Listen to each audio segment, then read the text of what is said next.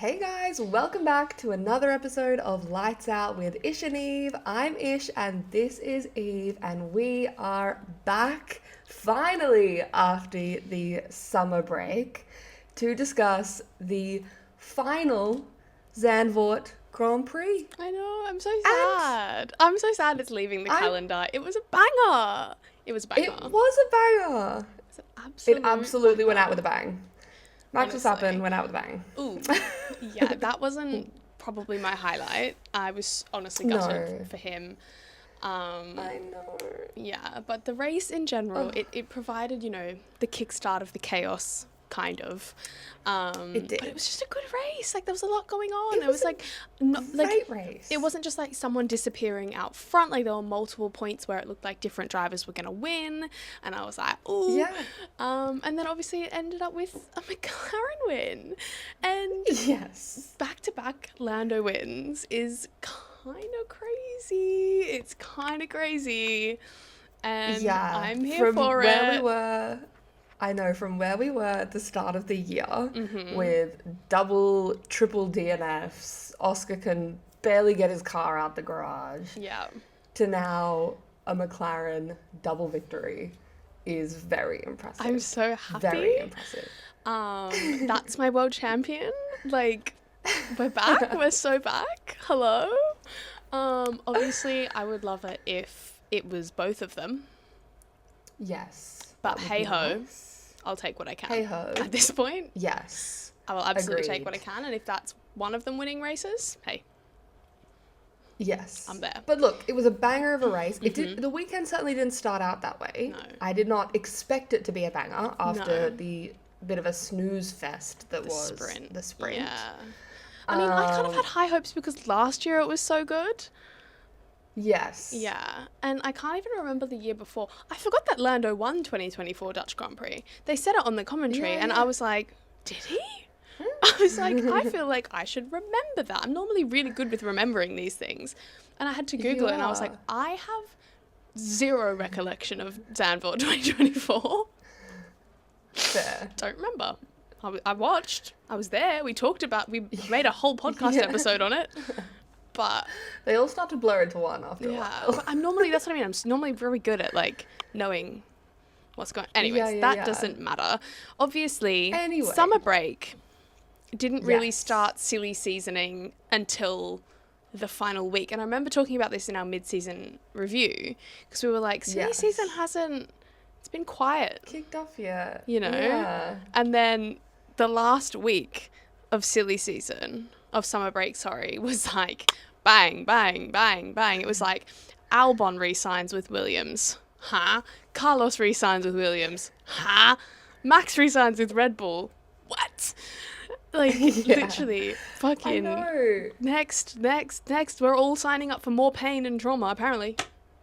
Well, that's the thing. And, like, I think you can't even call it silly season because nothing all that silly really happened. Everyone's just kind of staying where Everyone's they are. re-signing, I think, which is not what I expected for this year. I expected there to be a lot of movement, and hey, there still might be.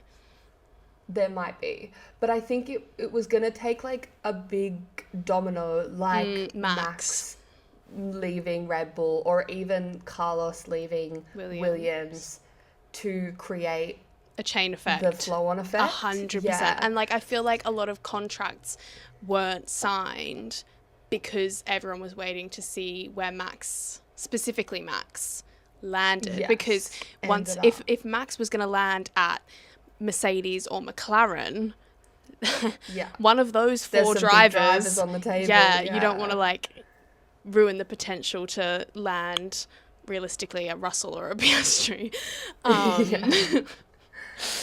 Dare I say. So I feel like, but like now I'm like, is that like gonna be kind of boring now that like is everyone just gonna re-sign where they are? Yeah.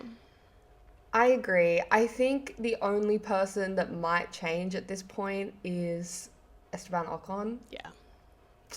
Which, I mean, we can talk about a little bit later, but I mean, Yuki gave a very good performance over and the that weekend. was already a little rumour flying around at one point, is that if Esteban Ocon were to be replaced mid-season, Yuki would be in the hot seat. Yuki, we'll talk about it in a bit, but he did so well for never having driven this generation of car.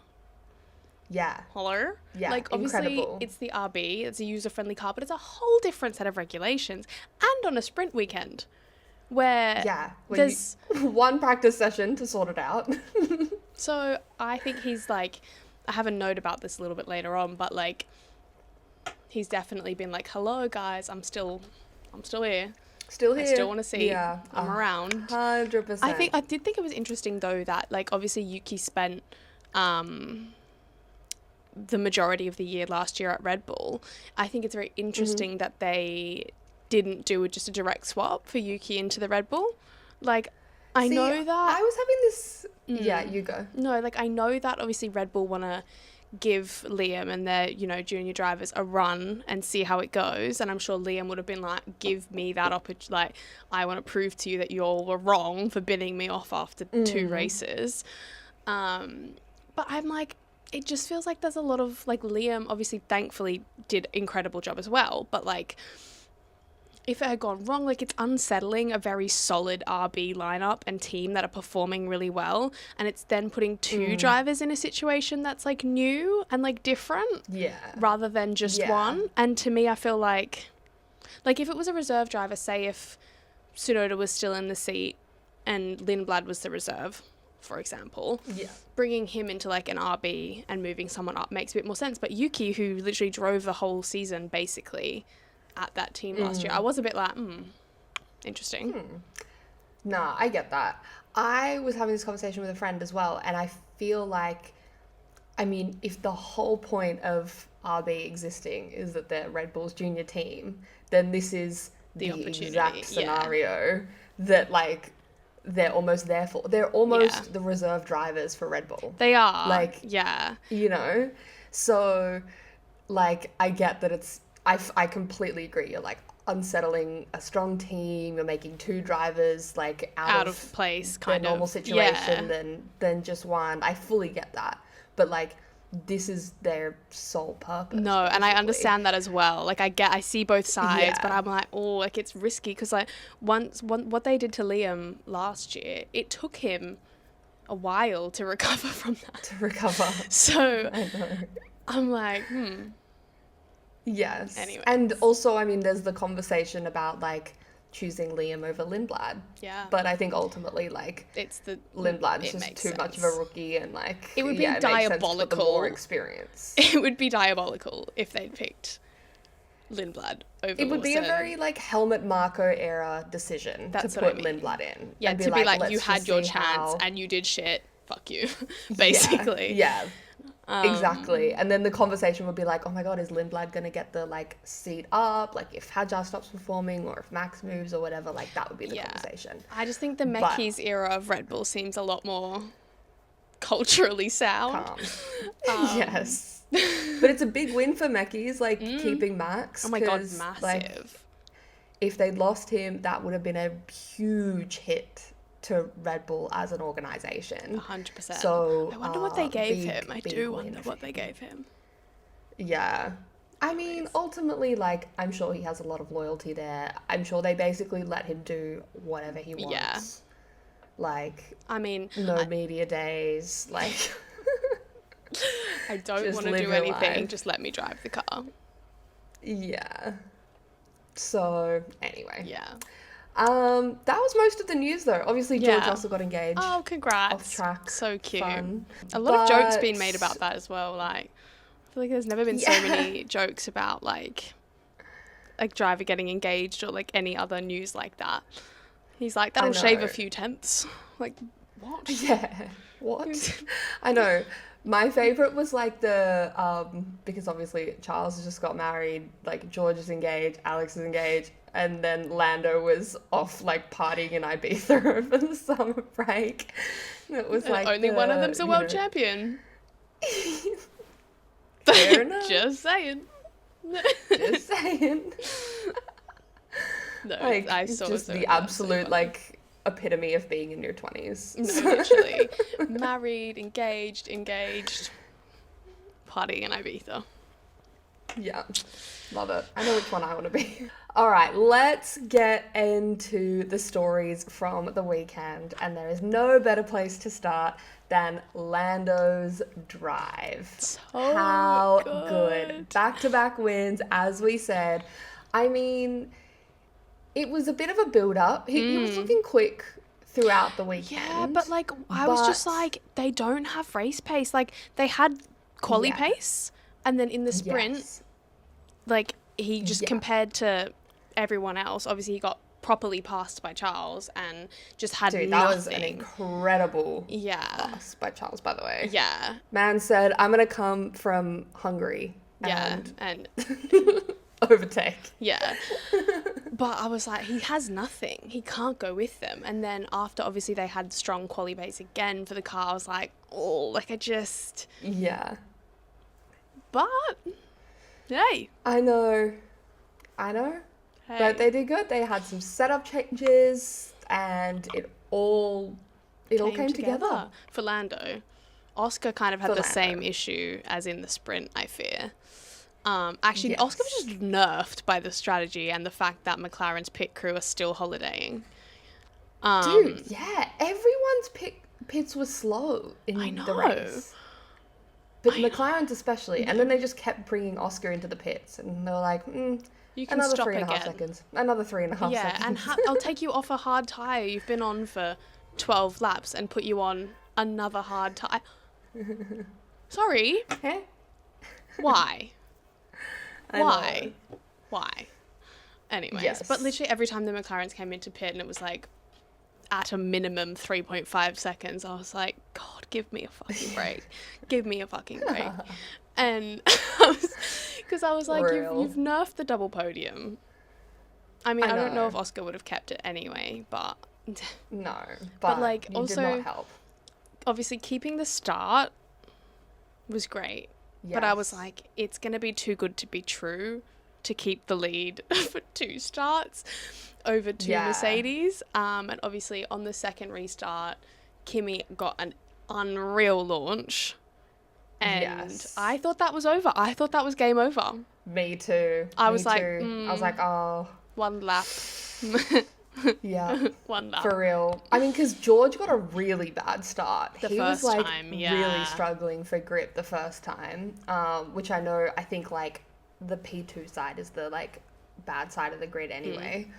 But Antonelli just got an amazing start. Launch, yeah. Like, and oh my God, the first start, it's just, everyone's hitting everyone. Like there was like the whole incident with like Lewis and Charles and then like Max, and then it was like Oscar and Lewis, I think, and then everyone was just like clunk, fucking bang, bumping bang, wheels. bang, and I was like, huh? I was like, how have we all made it through there? Because I think there was about 4 different incidents of like contact. Yeah, because during the red flag, they just replayed it all, so you got to see like, I was like, one by one. Crazy. Oh, I know. But when Lando was like extending the stint and like still showing really, really good pace, and when Lando hadn't stopped yet, and Kimi was already complaining on his new set of tires, I was like, wait.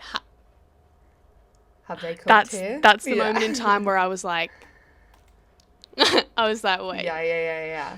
Wait. I know. Yeah. But it wasn't then obviously straightforward. No, because they had the VSC at the end. Yeah, that made me shit myself. I was like, it's in the bag. And then I was like, no, it's not. It's not in the bag. I know, because everyone behind him, the like 4 cars behind him, all came into pit, maybe except Russell. Yeah. And I was like, oh no, Kimi's going to be behind him on fresh tires. I was just like, do not call a full safety car. I was like, please, for the love of God, get rid of that Haas and don't call a full safety car, please. Yeah. Because I fear he would have been toast. Yes. But somehow, so I was like you, I was like, okay, Kimi's just going to catch him again. Like, there's like 10 more laps to go. He's got plenty of time. Yeah, and fresh I was like, softs. oh, damn, that's tough. I was like, run for your life, Lando. Go. Yeah. And he did. Yeah. The hards held on after this whole race of He like was so the tires fast. are degrading like nobody's business and everyone's complaining about them. I mean, obviously, you know, a bit of free air probably helps. Yeah, of course. But like, So hello? good. Where did that come from? Literally, like, I was watching the gap, obviously, but I was watching the gap. I was like, I don't really care where George is. Like, Kimmy's gonna catch and pass. Yes. We'll talk about that. But I was like, he's Yes. gonna catch and pass George. So I'm watching the gap between Yes. Lando and Kimmy. I don't give a fuck about the gap between Lando and George or Kimmy and George. I'm looking at that gap. And Yeah. it wasn't really like he shaved it over like 7 or 8 laps. He shaved it by a second. Like, Yeah. he just wasn't making any progress. Lando's like, la la Any la la la, headway. like off down the Yeah. road. And I was like, wow, Yeah. Let's go. let's go. I was like, God, he's I kind of know. good. Yeah. Crazy. This guy won the world championship. Who's this? What? Literally.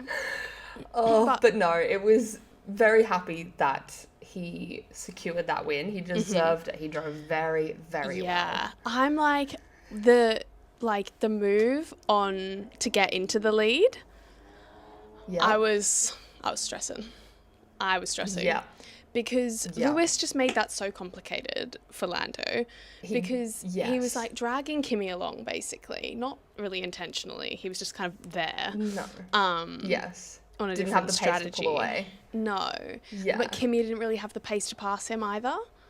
So No. I was like, oh, like Lando's just being stuck Yeah. because and Lewis then he is just very here. nearly got boxed in as Yeah. he overtook Kimmy and then like nearly ran up the back of Lewis, and I was like, I was stressing. yeah. But he handled it yeah. so well. Handled it so well, like won him the race, absolutely. Yeah. That and great strategy, at least for Lando, by McLaren. So kudos to them. 100%. I think obviously he's 83 points behind Kimi. And so, like, you know, anytime someone wins a race, it's like, oh, wait. But this Is isn't the one. This title is fight 2 on? in a row.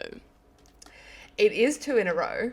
So I was doing the maths, and provided that we have all 11 races for the rest of the year, like race weekends, Yeah. he needs to gain on average 8 points on Kimi every weekend, which is doable. You know what? That's not crazy. It's not crazy. It's difficult. It's not easy. Yes, it will require it will require the Mercedes reliability to once again Yeah, take have a a little few. bit of a nosedive, I think. And for McLaren's not to Yes. follow suit, because I don't trust it. Yes. Like, I think it's a little For too sure. early to say he's in the fight. Yeah. He's reminding us why he's world champion, that's for sure. But I Yes. think it's too early to say. Like, I think circle back to this after another 3 races. And, like, see Yeah, and if what he's a had a few couple more more solid wins. results and point gains. Yeah. Might be singing a little bit of a different tune, but it's also like McLaren are good around Hungary. Lando's won at Zandvoort before. McLaren have also now won three years in a row at Zandvoort. It's another track that Yeah. they have been strong at. So going over to Monza, it's Yeah. probably not really going to benefit them. But we'll Well, see. exactly. It's a very different track, but we'll see. I mean, the other like maths that I was doing for Lando and his like world championship bid. If Oh, this there made is me one. upset. Yeah. So I was wondering about, obviously as we know, McLaren had a bad start to the year, and Lando, it was less bad than Oscar, but I feel like still, Lando was not then had great a little start. bit more reliability issues, like technical DNFs, than Oscar. Yes, in like Oscar, obviously, Canada and Monaco. Lando had two technical DNFs in a row, I'm pretty sure. Yeah. But not even factoring those in. If you just take out the first 2 races, so let's That's not say even Australia factoring and- those in. That's not even factoring those in. So if you just take into account Australia and China. So if we removed those from the calendar, we removed everyone's points from Australia and China, there would be a 51 point difference between Lando and Kimi. And again, if you took out those DNFs, and let's say he scored, you know, maybe made 10 more points I guess on both though, of those weekends, it'd be 31 points. You know what I mean? Like, but also, if you're taking out, I understand not putting the technical DNFs in, because then you'd have to take out Mercedes technical DNFs and blah, blah, blah, blah. So yeah, it gets too hard. Yeah, but to even just like if you take out Australia and China, actually, I feel a little bit less upset about this because Lando did race in Australia. Yes. And he did finish the race in Australia. Yes. So I technically think he scored it was like just 10 points China. or something like that. Okay. Yeah. Okay. Yeah. It's okay. Yeah. But still, just taking that out, if it was a 51 point difference, we would absolutely be saying that He's Lando chasing him is down. 100% in with a shot. Like, that's what George and Lewis are. Yeah. I mean, George is now taking back over Lewis. I think they're like basically equal on points. Like, they keep I think it's like 1 point difference. Yeah. Yeah. Crazy. But so anyway, it's ifs, buts, and maybes. But I thought that was quite fun. If. Yeah. So we'll see. Is there anything else you want to talk about with Lando and McLaren before we move on? I mean, not really. We might as well move on. Cool. All right, let's then move on to the heartbreak, I guess, of the weekend. I was so sad. I know. So we'll talk about Max and we'll talk maybe a bit more about Red Bull. Obviously, we've discussed it a little bit anyways. Yeah. But let's start with Max. So, I mean, I had really high hopes for him over this weekend. I thought maybe he could pull a bit of like Max magic out of the bag. Yeah. And their pace was just gone. Did not have the pace. No, that pace was nowhere. But like, honestly, that crash could have happened to anyone for sure. However, you would never expect Max in the wet to be the one to go off, or like, I wouldn't have like, huh? I'm glad he's okay. It was a massive hit. Yes, and I do not know how everyone else stayed out of that. With that crash, Bortoletto's spin, which... Unreal. Nico Hulkenburg take a bow. But, yes. like, with all of that going on in that final corner, how no one else got tangled up in that, I do not know. I know. Props to everyone. Because it wasn't like... Liam Lawson, and it was almost a double teammate. It wasn't a double team. It was almost a double teammate on teammate crime. Like, because Liam was the one, right, that was the closest to hitting Max, and Nico was the one closest by far to hitting Cappy. Totally. Like, that could have been. I know, that but it's could have been a ridiculous accident. Yeah. Because we were only like 10, 15 laps in. Sorry, if we were 10 or 15 laps in, like the grid would have been way more spaced out and you would, like, it would make more sense that no one else got caught up in it. So the fact that we were only on lap 2, everyone was still really bunched up and still everyone avoided it. And it was the first racing so lap. Lucky. Like, it was crazy. I mean, it's so gutting for Max, obviously. I mean, he was nowhere near... He probably would have been fucking about in P6 the whole race anyway, but like... I know. I think that's maybe like the saving grace a little bit. Like the win wasn't on or potentially even a podium. So at least like that wasn't taken away from him. Did you see that apparently... Did you see that apparently the DJ at Zandvoort in the red flag after the crash was playing Wonderwall? Like, read the room, brother. Yeah. No, don't. No. Like, hilarious. I'm sorry, but... Oh, no. Anyways, we did kind of already speak a little bit about the substitutions that were made by Red Bull, but... I'm sure Liam would have been like, let me at that Red Bull. Yeah. given what happened last year. I agree. And I mean, he unfortunately got himself a few penalties along the way, but still managed to bring it home in P7. Yeah.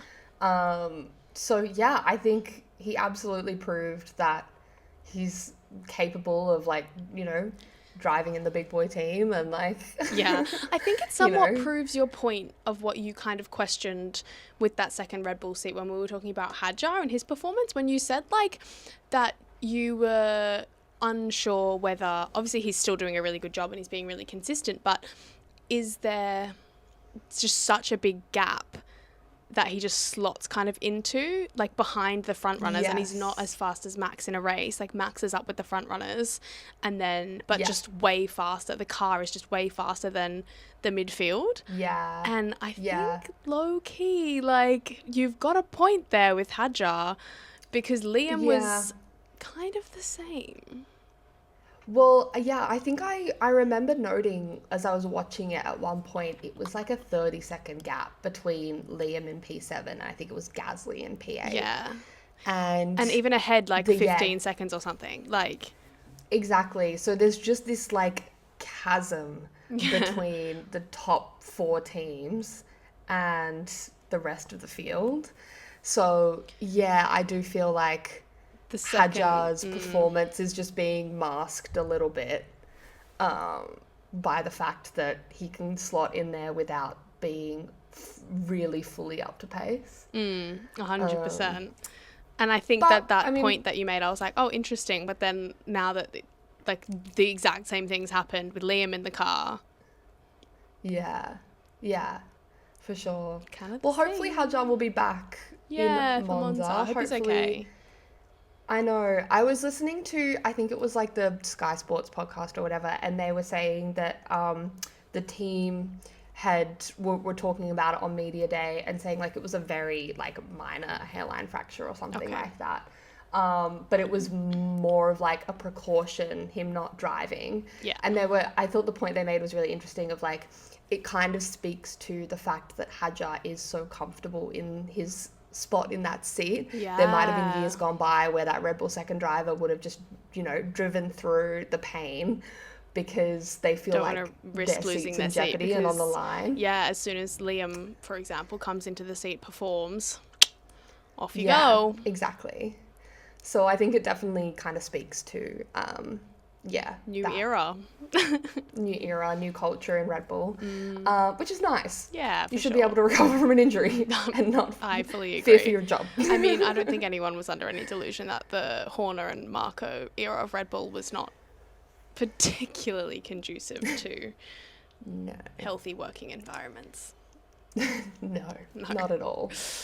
You know what else isn't a very fucking healthy working environment? The other teams up the front. Oh boy. Ferrari and Mercedes and their team orders. Just think chaos, silliness. It's insane. The Mercedes one I think is insane. Ferrari one I feel like was like a rock and a hard place a little bit. Yes. But Mercedes, I don't understand this decision at all. I don't understand this decision at all. George was a sitting duck, right? Yeah. The gap to Lando was steady. And to answer George's question on the radio, no, Kimi was not in that fight realistically. So it just seems so unnecessary when Kimi was a sure bet to pass him, given the tyre offset. I think don't crash into each other, given the tyre situation. Like, tell George, this is the tyre offset, this is the situation we're in. Tell them both to keep it clean and just let him pass him. He's gonna pass him. Like, Yeah. Like, sorry, you're P2 in the championship and you're letting your biggest rival, yes, he's your teammate, but he's your biggest championship rival. You're letting the guy you're chasing down past. What? And like it feels like the exact same conversation we were having with McLaren and papaya rules and why are you letting your biggest like contender just, go This one, past you. I feel like, is so much more crazy, though, because, like, for what? Like, for what reason? Yes. There's, the Yeah. McLaren, it was a stupid reason, but there was a reason. Like, this is, like... And if the reason was for... Because plus, they put George at so much risk of losing P3. Literally for what? Yep. For what? I only would understand it if they were, like, swap the positions and then get Kimi to drag George around the track and protect the P3. At least if they'd said that. That's fine. To protect the double podium. But they've just been like, let Kimi through, and then they've just let Kimi disappear up the track and leave George to deal with both the Ferraris. I'm sorry. Yeah. And without the VSC... what was it? Yeah, the late VSC for the debris. I think he would have... Unreal defending by George. Really, really, really good. Yes. But Very Mercedes good. just left him out to dry. And that's not okay. I know. That's, like, not okay. Yeah. There was just no need to make a team call like that. As you said, like, the right thing to do would have been to just say, keep it clean, but... And just tell George, like, Kimi's track. on much fresher tyres, like... yeah, exactly. Just don't, keep it clean. Like, run your own race here, basically. Yeah, at least then, like, let George make the decision. Yeah. Of, like, okay, he's on fresher tyres. I'll fight him, fine. but like, not he's to the death. Yes, exactly. And, like, lose time to, like, the drivers behind. Fine. But let him make that decision. I think, like, making that call when you're about to be P1 and P2 in the championship is not cool. And I just don't understand George just accepting it and taking it. No. Like, he questioned it, but then he did it. Yeah, well, he questioned it, but they gave him an answer that fulfilled, like, the outcome that they were trying to get anyways, which is just letting Kimi through. It rings the old papaya favoritism bells, and I think this is far more jarring than any favoritism last year.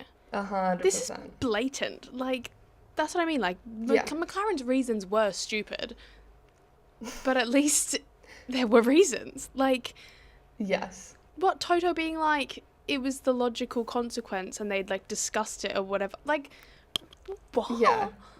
Like, I'm sorry. Get out of here. Like, it's for the team points. No, it's not. Because you just left him out to dry and almost lost a double podium. Yeah. So it's not for the team points. Yeah, exactly. Because for the team points would have been either let them race or get Kimi to drag George around. And he'll drag you around. Yeah. Yeah, it's for the team points.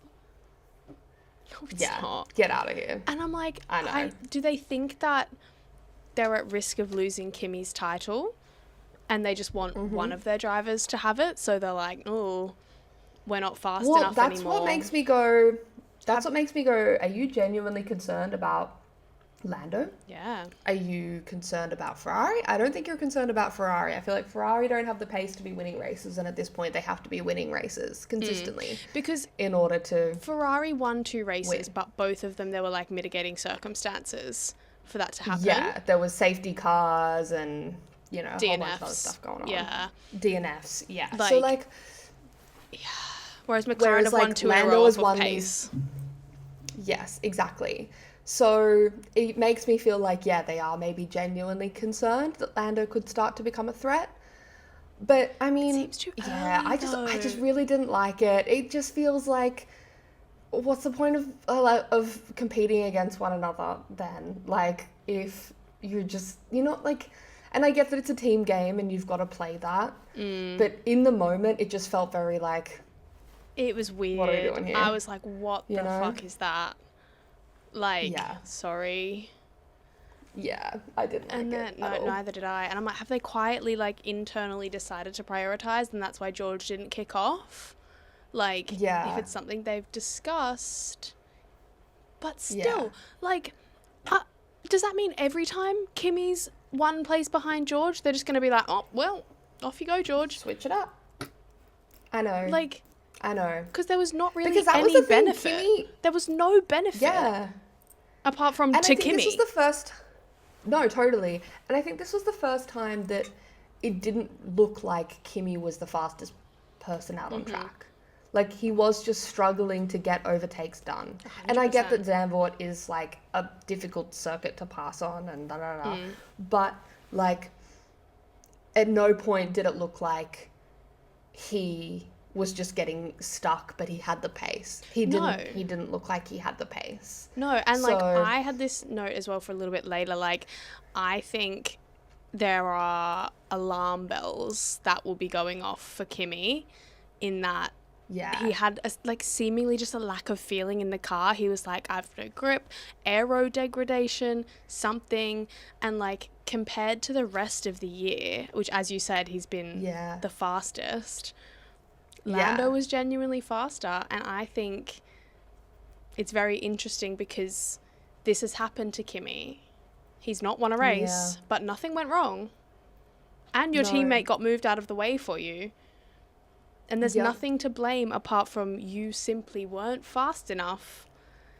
Yeah. And I think that's the first time that that's happened this year. Yes. And it's a new one for him and his mindset to tackle. Agreed. Yeah, because he wasn't super happy about it. I mean, no, he didn't. But, I mean, at the end of the day, I guess he's also got to play the game of, like, all right, a P2 is a P2. I'm still leading the championship. My closest rivals were behind me. Yes, exactly. So he's got to kind of play it, I think, a bit smart like that too, and accept that you're not going to win every time, but as long as you're making decent gains on those behind you, then you're still finishing ahead of the closest challengers, and until Lando is a closest challenger, then that's when you start worrying about that. But on the other side of the team orders, how did you feel about that situation? So, do you remember when we had the conversation of, like, would Charles move over for Lewis if told to? Question answered. Well, somewhat. Sort of. Somewhat. Yes. I mean, Ferrari kind of bungled that whole situation. Fork found in kitchen. Fair enough. Yeah. Real. Sorry. But, like, Lewis was so quick behind Charles on fresh tyres. Yeah. And then just couldn't get past him. Their strategy worked too well. Because Ferrari was like, let's put Lewis on this offset strategy. Oh, shit. Oh, now they found each other on track. But, like, understandably, Charles didn't want to just box out of the way for, like, no apparent reason. Strategy. He was and like, obviously we didn't get the full conversation on, like, team radio, but I mean, Ferrari telling Charles to box rather than giving him the actual information, which is Lewis is on way fresher tires than you and has so much more pace. Like, that's Ferrari's fault. That's not Charles being petty, being like, no, I'm not moving out of the way. It's like, I don't want to box, it's not right for my strategy, what are you on crack? Like... Yeah, and it's not like Ferrari have had the greatest track record in making the best strategy decisions. So understandably, Charles is going to be like, I don't think that's the best idea. And also, like, when they've been like, we're getting a tyre offset to Russell, and Charles is like, this is a two lap offset. What do you mean? This is this is not a tyre offset to Russell. Like, I think they both had a solid argument for being left ahead. Like, I think Charles had a solid argument because that bungled, that ruined his offset to George. That then didn't exist, and then he was just behind for no reason. 100%. And Lewis was being held up by Charles. So I think they both had... I don't think there's a clear right or wrong in the argument. No. It's a tricky one, and the team obviously picked Lewis by telling Charles to box. But I think either get them to swap the place on track so that Charles can keep getting his offset, but Lewis can also keep going on his pace. I don't think Charles would have been happy about that either, but at least his strategy wouldn't have been ruined. Totally. And honestly, like, a P3 might have been on for Lewis if, like, he'd just been able to, like Charles would just let him through. Yeah, or just and he'd let been them able have to it sail out. past. Yes, exactly. Which they've proven they can do. Like, I don't understand What has why happened? all these. Mercedes and Ferrari, what happened to just letting them have it out? Yeah, you let them do it at the start of the year. What, like, all of a sudden, like, there's maybe some, like, sniffs of a championship, and you're like, no. Yeah, Like, literally. Charles refusing to box was very interesting, though, and kind of because it's like, because he refused and then he did it a lap later anyway, what was the point of that? Like, you've given Yeah. yourself one extra lap of offset and you've ruined Lewis's race. Like, I know. you've ruined Lewis's race just to box anyway. Like, hilarious, kind of. But, like, I know. I think it's a mix of, like, A, just making a point of, like, I don't want to do this, and B, like, there might have been more conversations that happened during that extra lap of, Yeah. like, why we're doing this. probably. That we just didn't get to hear on the broadcast. But, like... Or Charles was like, no, and then was like on the next lap and was like, oh, probably should. I don't know. I think they're Like, lucky they're alright, not 1 and fine. 2 in the championship. Yes, that would be a little bit spicy. Mm. But and God knows Ferrari would find even more ways to bungle it. So No one can handle it well, as I've learned. yes, clearly. No one's good Yeah. at this, except for Red Bull. No.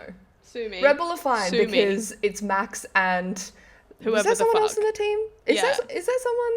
Oh, It's okay, Max and cool. musical chair participant number 1. Like, Yeah. it's literally whoever the fuck that guy is. Yeah. And Max Verstappen. For real. Yeah. Exactly. So Anyways. they have a bit of an easier time of it. Anyway.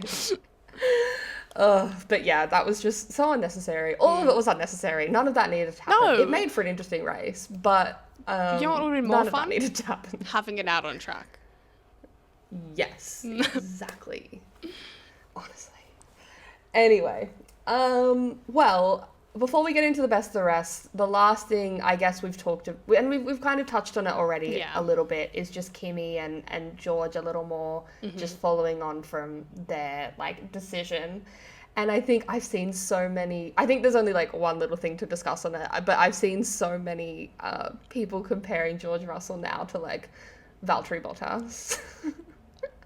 Like, when did George Russell become Valtteri Bottas? Ouch. Ouch.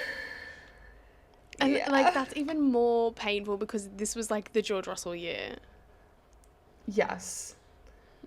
We were forecast a championship. Yeah, we were.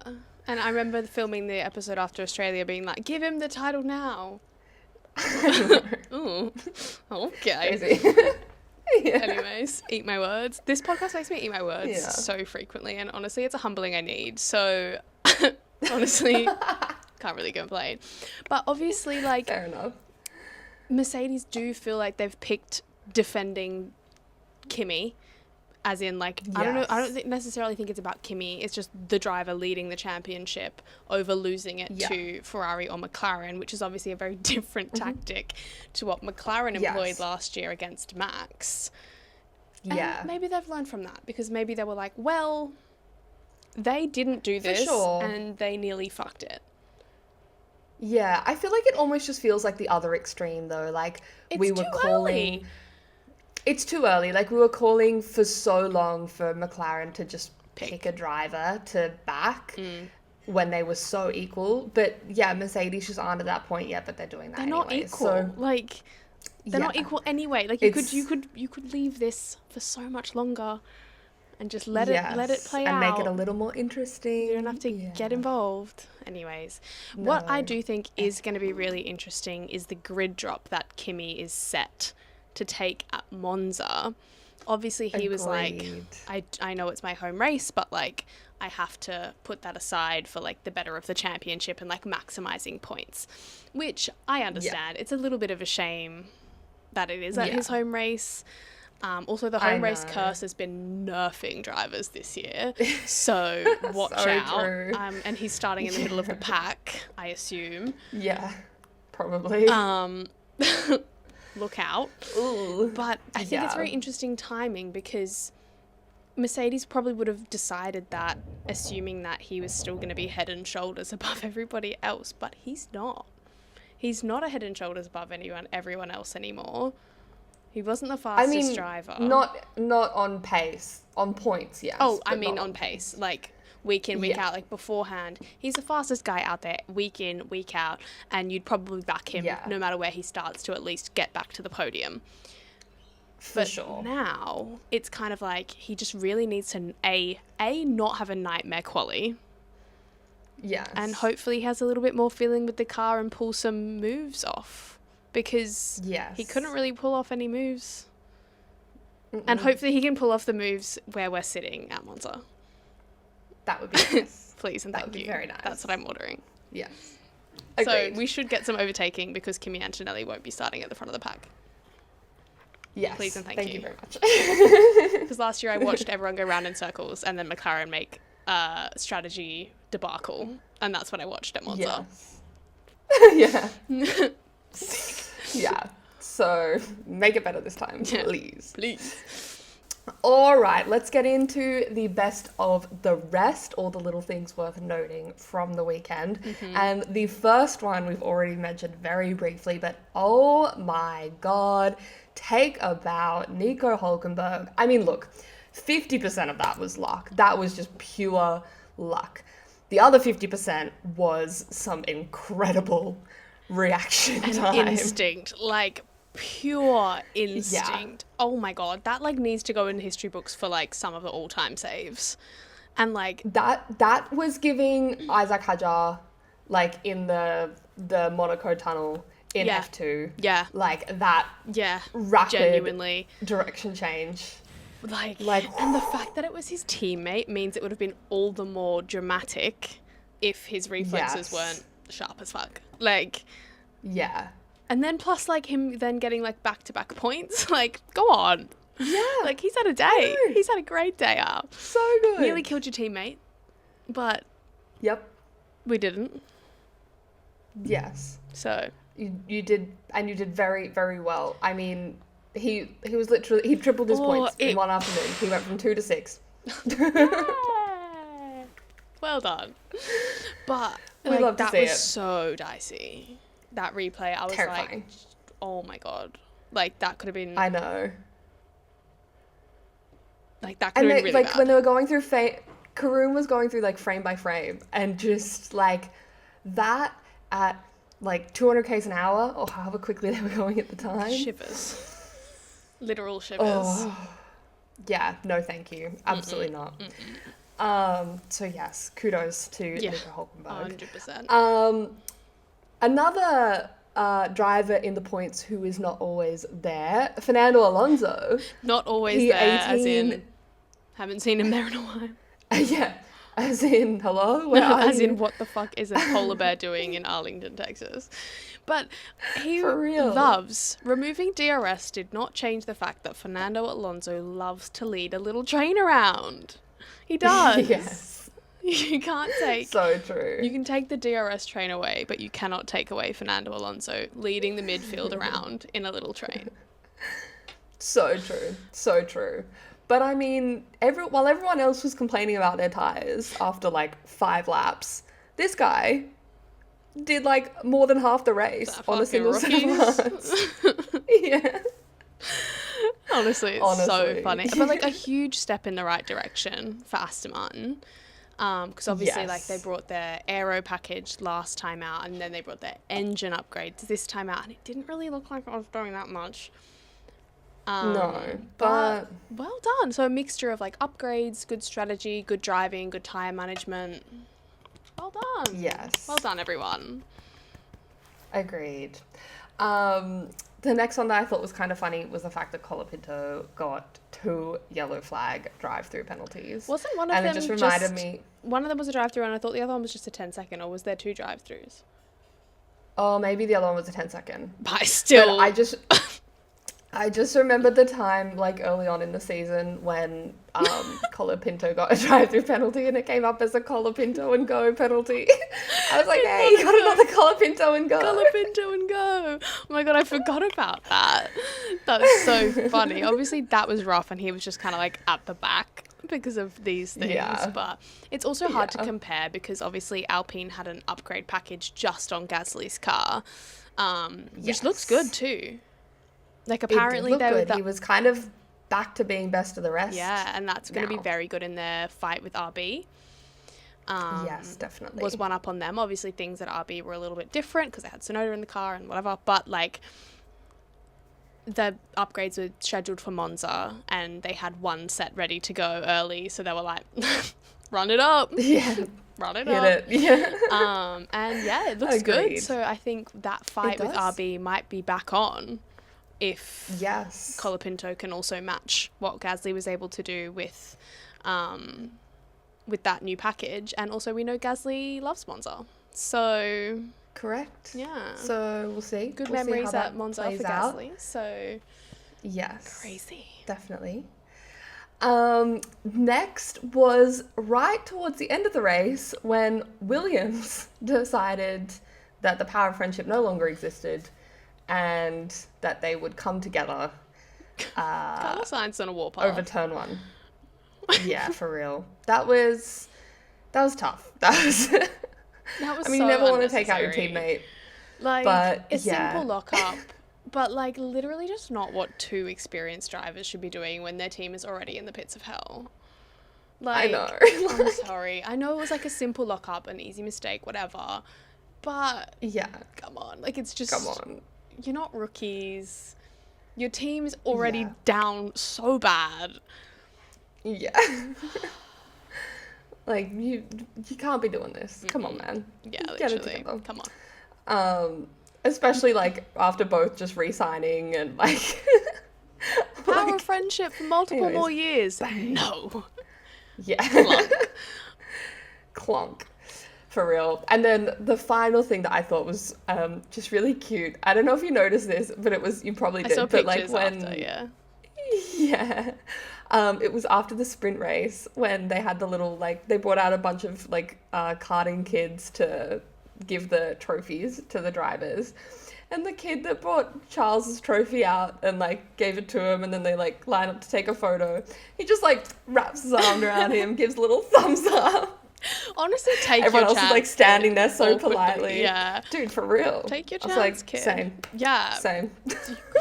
You got one chance to have a picture and, like, moment with Charles Leclerc. Take it. I know. Take it. It was just so sweet. They were, like, the same height and he's just like... Me and my pal Charles Leclerc. Me and Bestie. And you could tell Charles is a bit like, oh. Because all the hi. other two are both standing there like, Yeah, so politely. And he's like, oh, hey. I think that's so So funny. cute. I know, bless. But I think that's it for the weekend. Yeah. Should we get into our awards think so. for the weekend? All right, biggest winner. Who did you have? I obviously have Lando. Yeah. Yeah. I do not think there was a bigger winner. No. I also put Fernando Alonso. Fair. Yeah. Yeah, that's very valid. Did you have any others? Yeah, I just had Lando. Yeah, I think Yeah. that sums it up. What about for your biggest loser? Yeah. Obviously Max. Yeah. But I thought that a few honorable mentions were George. Yeah. Being compared to I was Valtteri gonna Bottas put is never ideal. I was gonna put George on there, and then I decided not to, because I was like, at the end of the day, because he won the sprint, it's only a couple of points Yes. swing. But like, Yeah, you've just which been is like very fair. basically told you're a little bitch by your team. Yeah, like number 2 driver. So that sucks. Sucks. Yeah. What was your silliest surprise?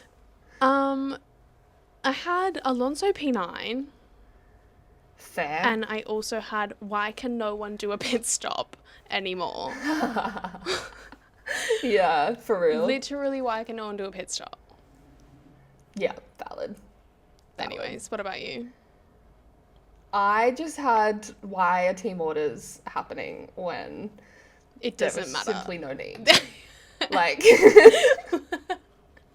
Simply no need sums it up perfectly. simply no need. In both Yeah, circumstances. for real. Crazy. Yeah. Yeah. Like, why are we here?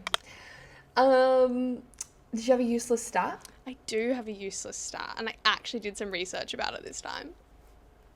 Stop it. Basically, it's been a rough year for Oscar Piastri fans in and around Formula One this season, obviously.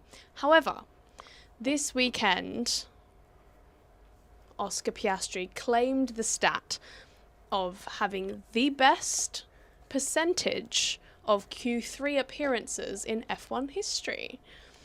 So I love this for him, and I was like, that doesn't seem correct. So, because I see these stats on Instagram and I normally don't really check. I'm just like, wow. I did some research, and I will caveat, yes, this data is a little bit skewed because his sample size of races is so much smaller than the others around him. So Oscar Piastri's Q3 rate is 90.24. He's had 74 Q3 appearances out of 82 qualifying sessions. And the closest who he's just overtaken is Max Verstappen, whose Q3 rate is 20.20. So it's 0.04% that he's currently beating Max by. However, Max has had 236 qualifying sessions and 213 Q3 appearances. So you could argue that Max's is a little bit more impressive because he's, there's 200 races to have a 90% percentage of Q3.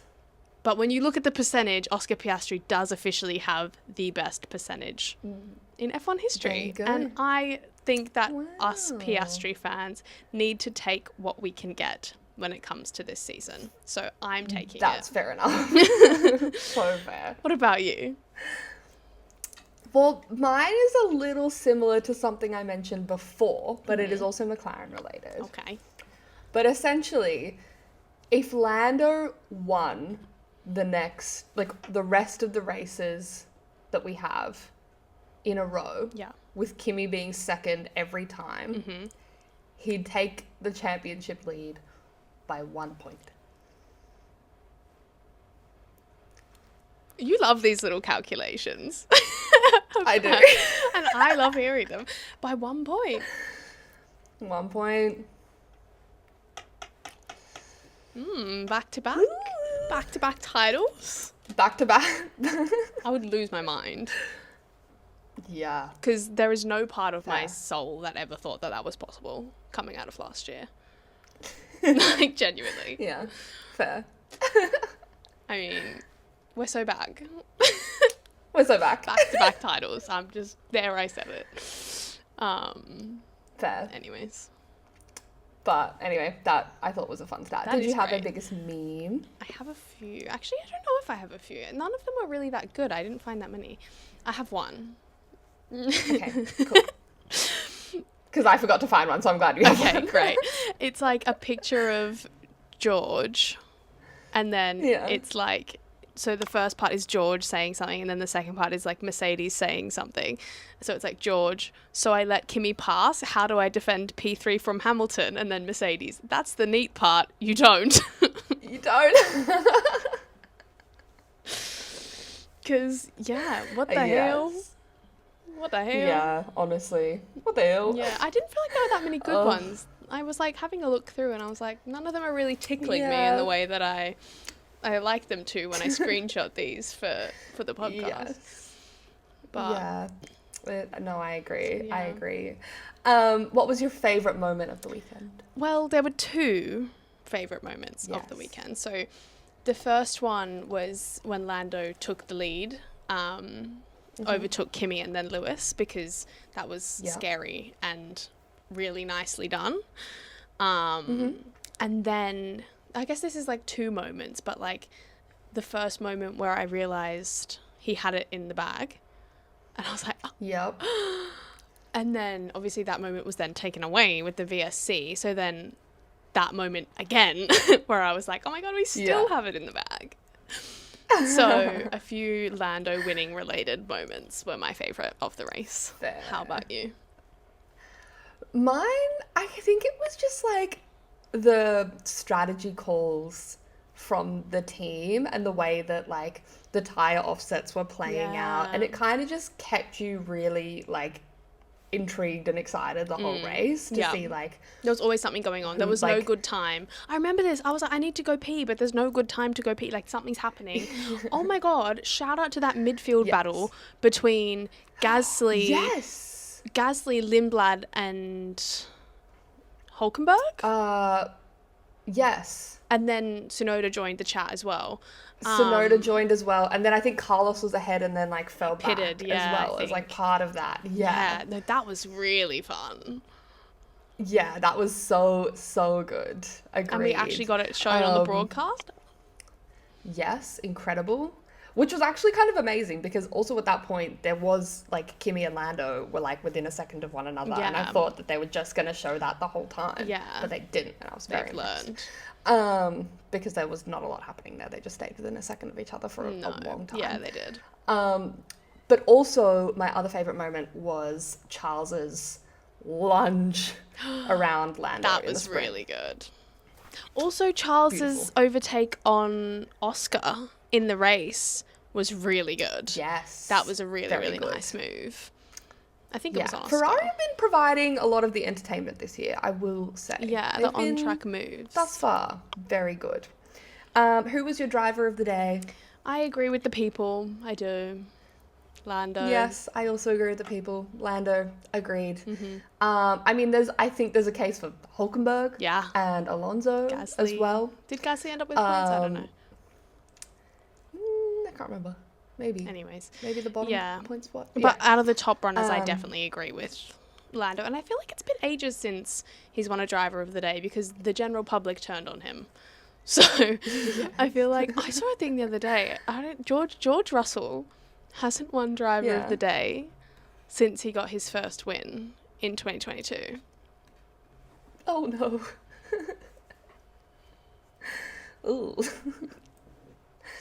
I mean, yeah. I feel like George Russell is also not like the people's favorite. No, he's not at all. Everyone, as someone that lives in England, no one likes him. Yes. It's really quite sad. I'm a George Russell defender in my office, full of Brits. Yeah. And they're all George Russell haters. And I'm like... That's crazy.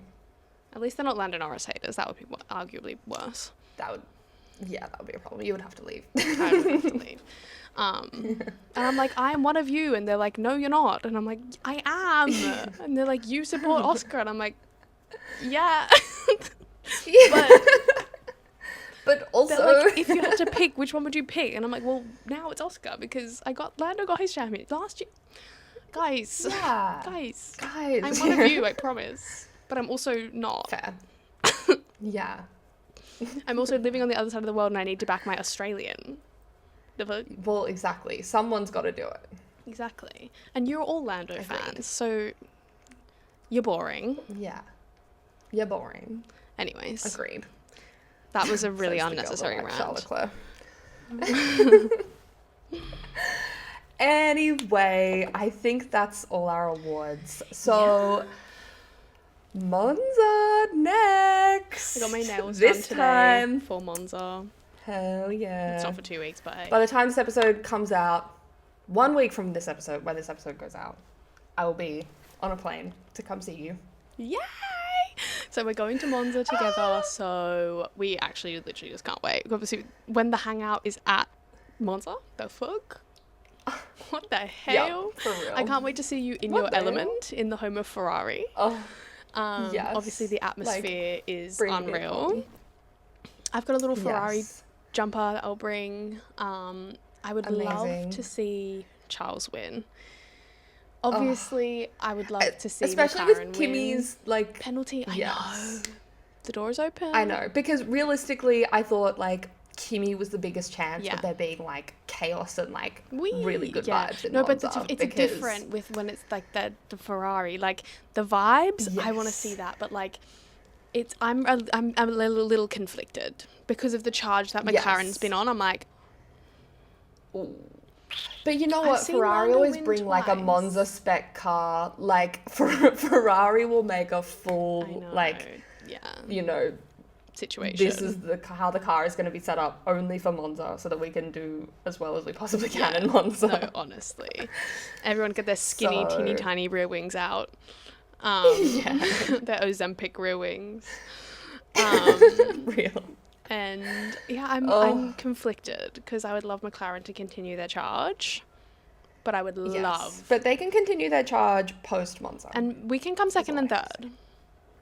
Yeah, that's fine. Just Charles Leclerc, top step of the podium. Please and thank you. I would love that. Because I would love to, just that atmosphere would just be the best thing ever. I know.